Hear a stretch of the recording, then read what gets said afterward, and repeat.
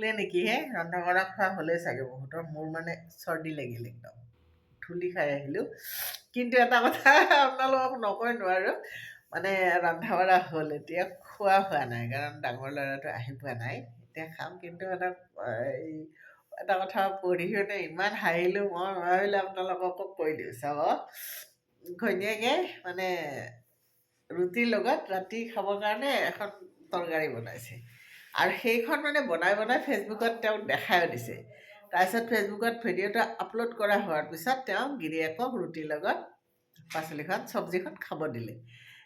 গিৰিয়েকে ক'লে যে এইখন কি বনালা গোটেই নিমখো নাই গোটেই জ্বলা আৰু কিবা পানী পানী লাগিছে কি বনালা সেইখন ঘৈণীয়েকে কৈছে বোলে হেৰি তুমি একদম কথা নক'বা কাৰণ এই তৰকাৰীখনে ৫,০০০ মানুহে লাইক কৰিছে আৰু ১৪২জন মানুহে কমেণ্ট কৰিছে ভেৰি গুড বুলি গতিকে তুমি ক'লে নহ'ব নহয় গিৰিয়েকে কৈছে তোমাৰ ফেচবুকৰ বন্ধুবোৰে এইখন মুখত দিয়া নাই নহয় মুখত দিলেহে গম পাব কেনেকৈ সিৰিতকৈ উঠে জিভাত দিলে জিভাৰ অৱস্থাটো কি হয় তোমাৰ ফেচবুকৰ বন্ধুৱেতো গম পোৱা নাই